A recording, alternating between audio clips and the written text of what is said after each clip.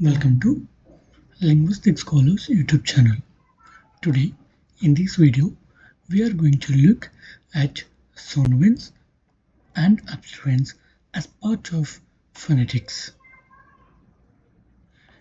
In this series, we have discussing many concepts in phonetics, which includes place of articulation, manner of articulation, voice, segmental features, distinctive features, and today we are going to cover sonorants and obstruents, which is very favorite topic for all the linguistic examinations in India and all other countries in the world, including UGC NET examination.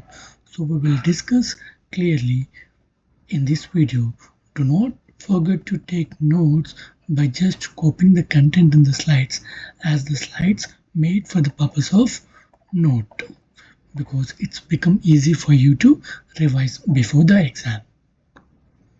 So we all know that the sounds are classified as vowels and the consonant on the basis of their manner of production. That is what we have discussed in our previous video as well. So apart from that, these speech sounds are also divided as sonorants and obstruents on the basis of air pressure inside the mouth for the production of a sound. So these are just a classification of the sounds based on the air pressure inside the mouth for a production of a sound. Okay, so these are two categories, sonorants and obstruents. We call the sonorants when there is an equal degree of air pressure inside and the outside of the oral cavity. So such types of sounds must be voiced. It means that, let's say, produce a vowel, any vowel, let's say a. So a, which is a low vowel, right? So, and you will get a sense whether it is a sonorant or a obstruent by just keep your hand in front of your mouth and say the sound a, a. You do not feel that air coming out and touching your hand, because the pressure inside the mouth is equal to the pressure outside the mouth. As a result, you do not feel the air pressure that is coming from the inside the mouth. But when you say p, p, when you say p, when you say p, you can feel that pressure. When you say ba, you can feel that pressure. It means the air pressure in the mouth is greater when compared to the outside. As a result, you feel that pressure. So you can simply identify whether a particular sound is sonorant or obstruent with respect to the other sound. So we have two sounds here, ha and pa. When I say ha, I did not feel any pressure as air coming from the oral cavity.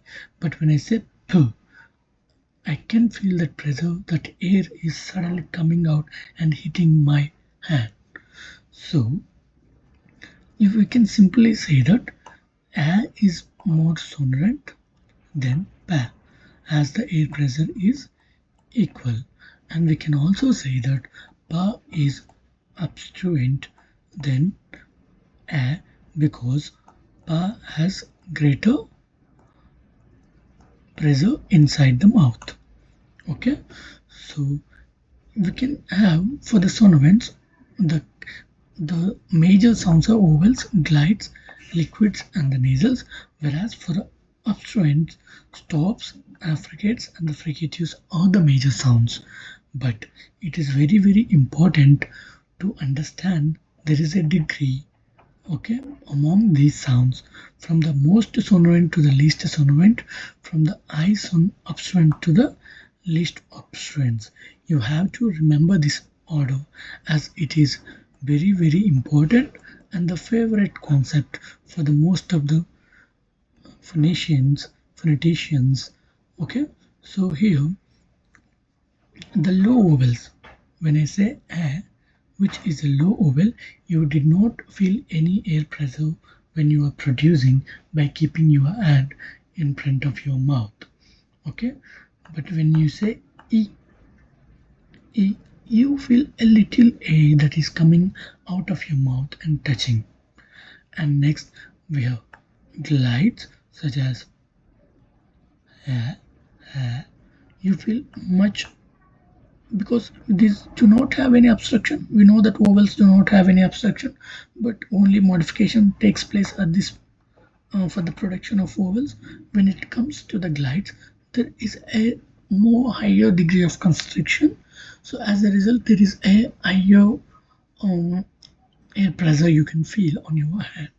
And next we have liquids. When I say L, L, L, L, L, you can feel a little more extra pressure, and you can sense the air that is coming from your nose. And then affricative. Okay, let's f, v, f, let's affricative for and v. Okay, affricates then to. Okay,